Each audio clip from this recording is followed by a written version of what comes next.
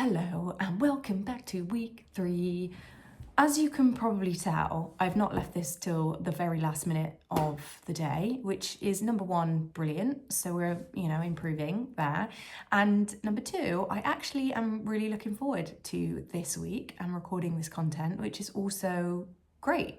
I feel like there's been a bit of a shift, which I'm enjoying. The last couple of weeks of recording the content and putting it out, I have been feeling some fear and resentment, let's call it. But this week, I'm feeling pretty good. I'm feeling good. I'm feeling clear. I'm feeling confident. I feel quite bright about things this week. Not to say I wasn't particularly bright, but for some reason, the idea of posting an open diary entry on YouTube was bringing up a lot of resistance and a lot of fear of vulnerability and being out there and being exposed, especially because there isn't really a script, or there isn't any script. It's just me pressing record and just chatting. So there were many limitations and thoughts coming up about why I was doing that and what I would speak about and the potential risk, let's say, of being judged. But last week and this week, and for the next however long I'm going to do it, I think I said 3 months in the last video, I have not been checking metrics on anything. And I have to say, so far, in my experience, this little experiment I'm doing, it is wonderful because I am losing a new layer of caring. I hope this is not shaking because my table, let me move the table out. Oh yeah, it is. You're getting the shaky Stevens. Hang on. Let me move this table out. Whoops. I'm going to try not to move it so much. It's allowing me to release another layer of caring, because realizing that metrics really do nothing for this point in my journey, for me personally. All they do is create another barrier and another blockage. If this is still shaky in the video, anyway. And it's been really helping because it's one less thing to think about. It's one less thing to interpret and give meaning to. And my brain has felt more rested, I guess. So again, I haven't checked any metrics on YouTube at this point in time. I don't need to. I just really don't. There's no need to even look. Who cares? A couple of, 10 people, 50 people. If it's 100 people, it's not going to stop me doing this project. It's not going to stop me doing this experiment. And the metrics itself, I'm learning and understanding, aren't the reason why I'm doing this, but it can feel that way when your fears and your limitations and your ego comes online and wants it to be good. It wants to do a good job and it wants it to mean something to people and it wants it to serve in some way, but also have validation. There's many things that can come up and potentially strangle or suffocate the art that wants to come through. And this isn't a new thing. I don't think I'm doing anything, I'm not doing anything new. I have heard this said by other people in different ways, that you really can do something for the audience. You have to do something that you enjoy doing first and foremost and just deliver that thing, even if you haven't really got a direction, but it's something that you enjoy doing, just do that rather than trying to fit the content for a specific audience type. So that's been great, and I'm going to continue not looking at any metrics. I'm having a lot more fun with content. I'm having a lot more fun with posting again, which feels really nice. It feels playful again, and I'm looking forward to seeing how that expands. And this week I've definitely felt lighter, and I mean, coming on here now before 12 o'clock and actually wanting to do this video is a sign that something is shifting, so I'm happy with that. And I've had a really exciting day today. And I want to share with you another manifestation that has happened, which is just, to me, super cool. So today I spent my morning on a radio breakfast show being interviewed, and it was so much fun. But I'll run you back to kind of how that all happened. So around about 2 months ago, I decided that I wanted to experiment with no makeup, because I felt that I had got to a place where makeup was masking some of my insecurities, and I wouldn't go out the house with certain things like concealer or a bit of eyebrow. I didn't wear loads of makeup, but it was enough to know that I felt like I couldn't do without it. So I did this experiment, and I wanted to rewrite the beliefs and show myself that it's a safe world out there without makeup on, which sounds really extreme again, but we know with these thoughts, like, they really aren't logical, but they feel so real. So I really felt like if I were to go out without makeup on, I would be gawked at, and people would think that I'm ugly, or they would be fearful of me, or just some ridiculous things that my mind would say to me. So I was like, okay, fine, I'm going to prove that wrong. So I did 6 weeks, and I did get to a really great place, and I was able to just walk out of the house, and it was so freeing because I didn't have to just pop makeup on before I left for the school run, or it was great. It was really great. But in amongst all of that, I saw an advert come up for a model gig for a runway, and I've never done runway before. I've never done modeling like that before.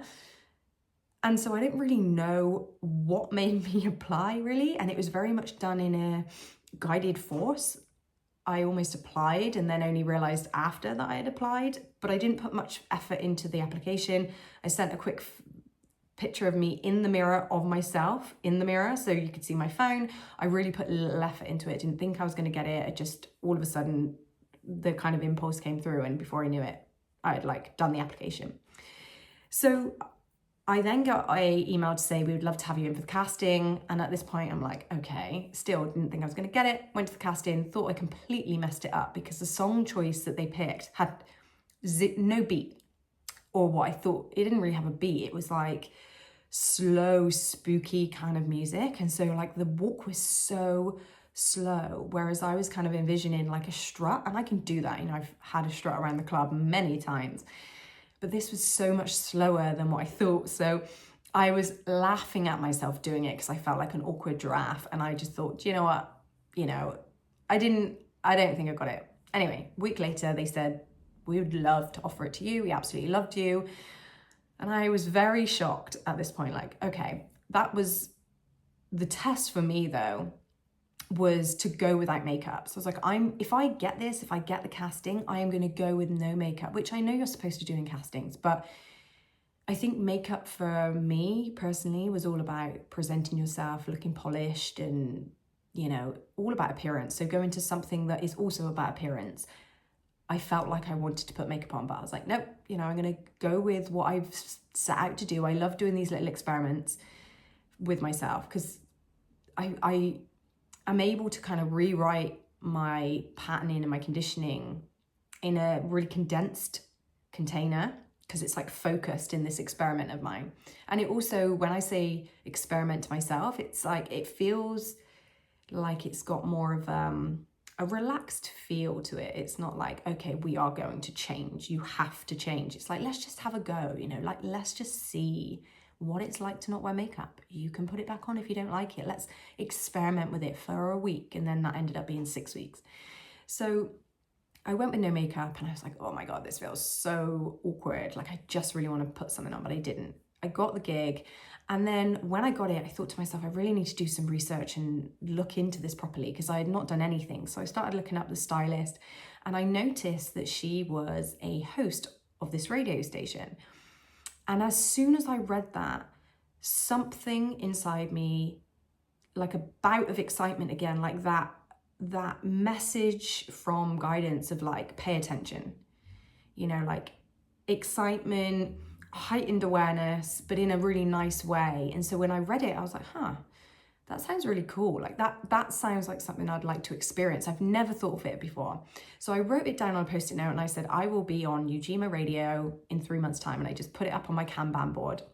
And I have this like board up on my wall. Just helps me, it just helps me remember stuff, because I feel like I do balance a lot of plates and spin a lot of plates with the businesses that I run, motherhood, you know, and keeping your social life intact and your relationship. Like, there are many spinning plates.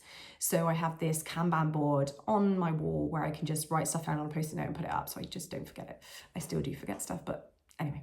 So I put it up on there, and when I got to the model or the runway on that night, I thought I could maybe speak to Meg, but that didn't really happen because she was super busy, you know, and that's fine. I wasn't that hell-bent on getting on the radio, it was fine. But who I did speak to was the videographer. And so we had a really good but quick chat over coffee in the break. And he asked what I did.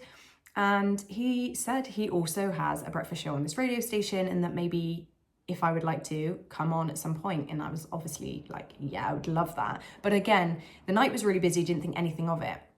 2 weeks later, he found my number on the group chat, and he messages me just saying, look, I would absolutely still love to have you on the radio. Just let me know when you're free and when you're ready, and we'll organize it. So I was like, okay, shit.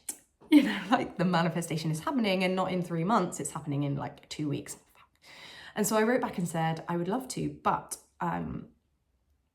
can I, for this first time, come in and just watch you and your co-host and just be a bit of a fly on the wall? Because I don't know what you're going to interview me at. Like, yes, I have these businesses, but I've never been interviewed for anything. And I just don't know at this point. I'm like, ugh. Even though I wrote it on the post-it note, like, I don't really know what. So he said, yeah, no worries. Like, that's absolutely fine. I've spoken to my manager and my co-host is happy with that. You can come and be a fly on the wall whilst we do our 2-hour breakfast session. So I get there 2 days later, press the buzzer to get in, and the host comes down and he says, I'm so sorry, but my co-host is sick. And I was like, right, okay. So there is lots of space for you to co-host if you want to. I was like, right, okay. And so that is what I did. You know, I read things like the weather, and we spoke, and it was just a brilliant little introduction. And I was laughing to myself at, like, the universe, like, oh, this is hilarious. Like, I'm trying to let myself in gently, and you're about to make the co-host sick so that you get my ass in that chair and on the mic. I hear you. Okay, fine. I hear you. So that was really fun. But it was very brief. It was not really planned. So we then made another meeting, or like an appointment for today. And that was to be interviewed. So I went this morning, 8 till 10, and yeah, we did it. It was amazing. He interviewed me about my my professional life, and yeah, about my main business, which is what I mentioned in week 2, which is my hair loss clinic that I've been running now for 8 years, and how I got into that, which again was like intuitive guidance. It was very random to what I was doing at the time. I was in fashion at that point in my life, and I thought that was the industry that I wanted to be in, despite the pay wasn't that great. But I was on maternity leave, and I was earning like £140 per month, per week, which wasn't a lot. And so I really felt like I could do with just a Saturday job or some extra income. And then I had a family member come into our house, and he had this treatment done, which is called scalp micropigmentation, which is essentially what I do. I'm a SMP artist. And he looked amazing. And I remember saying, like, what has changed? You look so good. Like, something's changed. You look great. And he told me what it was. He told me the price, and he said that they're doing a course at the moment. So I did the maths and realized that actually, if I did that course, I could do like 1 or 2 days a month, and I would make great money. And so that is exactly what I did. I trained, and things just grew and grew and grew and grew. And I was able to quit my 9-to-5 full-time job to go into more part-time work, running my business, within 2 years of having or training in this. So he interviewed me about that, and that felt really great. And then we went into some of the passion projects, like the book club that I ran, which I mentioned in week 1, but the video cut out. So I run a self-development book club for women, and we read a self-development book every week, or every month. It's not even late, and I can't even get my words out. Every month. We read one self-development book every single month. And I do a recording every single chapter, just take the highlights of the chapters, because it can be really hard to finish a book. We all have these books in our house. Like I definitely had loads of books before doing this book club that I would start and then not finish, and then see another book that would really inspire me, or like the front cover, buy that, read half, not finish it. And so this book club really helps all of the members and myself to finish a book and get key takeaways from that book. So that, and then also my podcast and a few other passion projects that I've got going on. So it felt really nice to actually see zoomed out whilst being interviewed, or through the interview process, how much, or how many plates that I'm spinning, but everything I'm spinning at the moment feels like things that I love to do. And it was such a lovely moment to realize that. I'm like, okay, I've got myself to this place where I don't hate my job. I don't hate the things I do. I actually love them. And they're passion projects, and my business is part-time hours, and it allows me all this freedom to do these passion projects. And it was just a lovely moment this morning to realize where I'd got to on this journey. So that was amazing. I really enjoyed it. I would absolutely love to be more in kind of that kind of conversational environment. I'd love to be on more radio stations. Like, yes, please, universe, like bring them to me, please. So we'll see, we'll see where that leads, but the manifestation came in like 2 weeks. So I feel like this manifestation was the one before my sofa. If you listened to week 2 and you heard about the sofa that I manifested in one day, it was a 2 week, but then the sofa was a 1 week. And I feel like things are speeding up. The more I am practicing with Abraham's focus wheel, bringing your thought patterns into alignment with what you want, I am seeing things rapidly come into fruition. And again, like reminding myself that manifestation isn't just like you're getting something that doesn't exist. Everything, or this is what I believe from what I've interpreted and like listened to and read over the years, is that everything already exists. And it's just a case of lining up with that, with your frequency. And so I really do feel the shift in myself when I do a focus wheel, where I start in maybe fear and I'm having some thoughts that just really don't support. Maybe it's a purchase, or maybe it's the way of perceiving something that might be going wrong, or maybe it's a difficult dip in my business, or it can be many things, even parenting sometimes. And I write the actual desire that I want to feel in the middle, and then 12 supporting sentences that feel true to me. And that's the most important thing that I've learned in the last 6 months, is that sometimes when I will write supporting sentences, they don't feel true.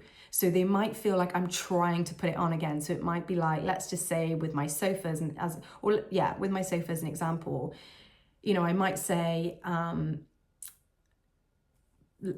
think of an example. So in the middle would be like, I want to feel good about buying my sofa.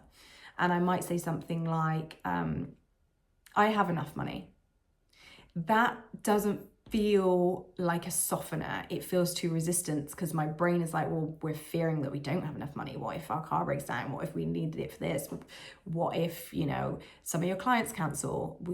So instead I'll write something like, I like the idea of feeling good about spending money. Like, that's true, and it just feels softer in my body. So making sure whenever I'm writing a sentence, I feel into each one of the sentences. And if I get a contraction, I'm like, I scribble it out and I'll write something more neutral that feels more truer. And that in itself has been working wonders for me, I think. So that's what's been going on this week. Another thing that I've been really, again, experimenting with my thoughts on is the ego. I think I've realized or come to a new point of awareness with my labeling or meaning giving, story giving of the ego.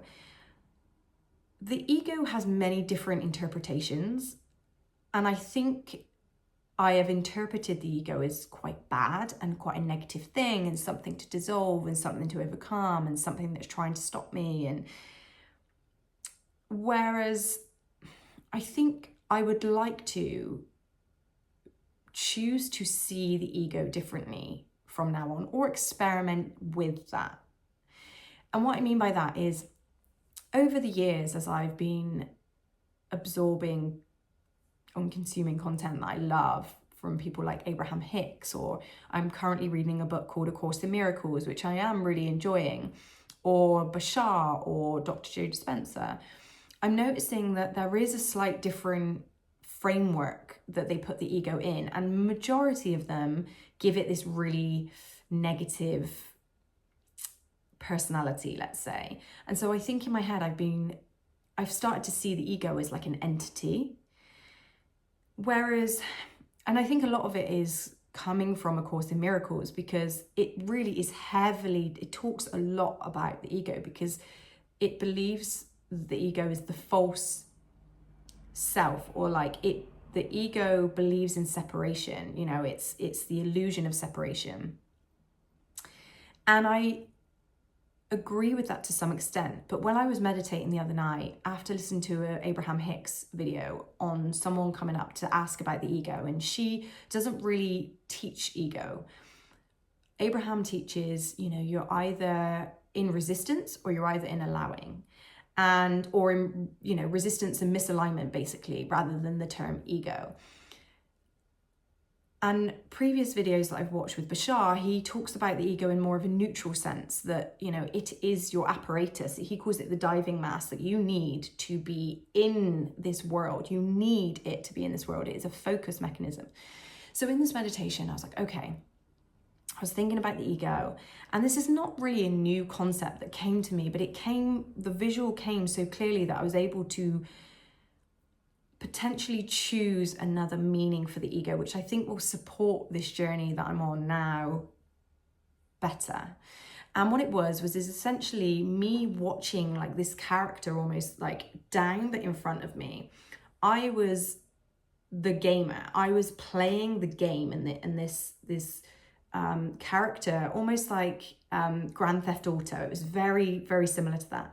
And that character is the ego. The whole self, the body, the whole character, him, the avatar is the ego. It's the I, it's the self, it's the how we identify in the world. It's how we can determine that I am myself and you are you. So I saw this character, and all of a sudden, this character, in their little like waiting stance, there was like that trending thing where people were doing Sims reenactment, or even Grand Theft Auto reenactment, and they're in that. And I saw it in motion, and I realized, I was like, okay, so Source is all of it. It's the gamer, it's the world in which the avatar is about to maneuver in. It's the whole thing. But if the ego is how I visualized this avatar, then it is, or could be, more of a neutral tool, it like a focusing mechanism. It's the channel in which Source can focus in, is how it was coming through. And the difficulty with, or I guess the awakening process, is that understanding that you become the observer, and therefore you can, how is it coming through? Hang on, let it come back through. But that the awakening process is actually how much Source you allow into your avatar. And the gap gets bigger and bigger and bigger to allow you to consciously make better choices, or more aligned choices, or to be more in tune with what feels like well-being, or what feels like fear or resistance. And it can take years, it can be in a moment when you wake up, but it's the gap that gets bigger and bigger and bigger until potentially, again, this is just my interpretation, you are able to jump out of the screen. And then you realize that you have at one point been living solely from that avatar. But now you've kind of moved yourself back to be behind the screen. And there's something here about this visual that feels very freeing to me, because the ego, in my experience, has had, like I said, such a bad rep, and there is such a fear with being seen in ego, like, oh God, he's full of ego or she's full of ego. And now I'm like, that doesn't even really make any sense, or it does. It's absolutely true every single time, if this visual that came through is what I'm going to go by, because the avatar is always the ego. You have to have a self. You have to have that self to be the straw or the channel for source to live in. And I think that the game is getting that ego in the passenger seat and not in the driver's seat, or like my visual, having the ego in the game and you being the gamer. And so something's happened, shifted for me this week with the ego, where I'm like, I still can and will kind of identify with resistant thoughts and feel into what feels good and what doesn't feel good.